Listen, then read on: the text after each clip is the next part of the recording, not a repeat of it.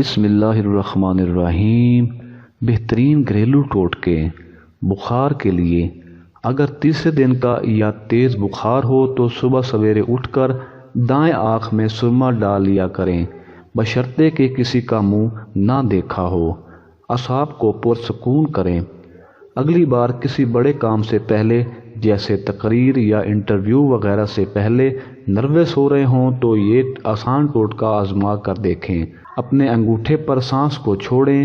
یہ حیران کن تو لگ سکتا ہے مگر اس سے سانس ریگولیٹ ہوتی ہے اور اعصاب پر کنٹرول ملتا ہے، جس سے دل کی دھڑکن سست اور نروس ہونے کے احساس سے نجات مل جاتی ہے۔ ناک کھولنا۔ اگر ناک بند ہو گئی ہے اور سانس لینے میں مشکل کا سامنا ہے تو زبان کو اوپر کی جگہ منہ کی چھت پر دبائیں، جس کے بعد بھووں کے درمیان کی جگہ کو ایک انگلی سے دبائیں۔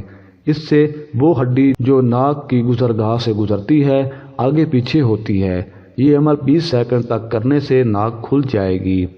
دانتوں کی بے حسی۔ ٹوسٹ چیزیں کھانے سے دانتوں میں عجیب سا احساس ہوتا ہے، کسی قسم کے ذائقے کا پتہ نہیں چلتا۔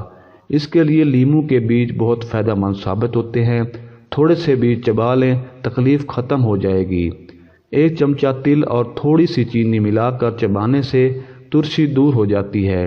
سانولی جلد گوری بنائیں۔ چنے کی دال بھگو لیں، اس کو دودھ میں حل کر کے لیپ سا بنا لیں۔ اس کو چہرے پر روزانہ تقریباً 15 منٹ لگائیں، پھر تازہ پانی سے دھو لیں۔ کچھ دن میں چہرہ صاف ہو جائے گا۔ سرسوں کی کھل میں سنگترے اور لیموں کے چھلکے ملا کر اپٹن بنا لیں، روزانہ چہرے پر لگائیں، سانولا پن دور ہو جائے گا۔ بادام، ہلدی اور چاول پیس کر ان میں تھوڑا سا دودھ شامل کر لیں، پھر چہرے پر لگائیں۔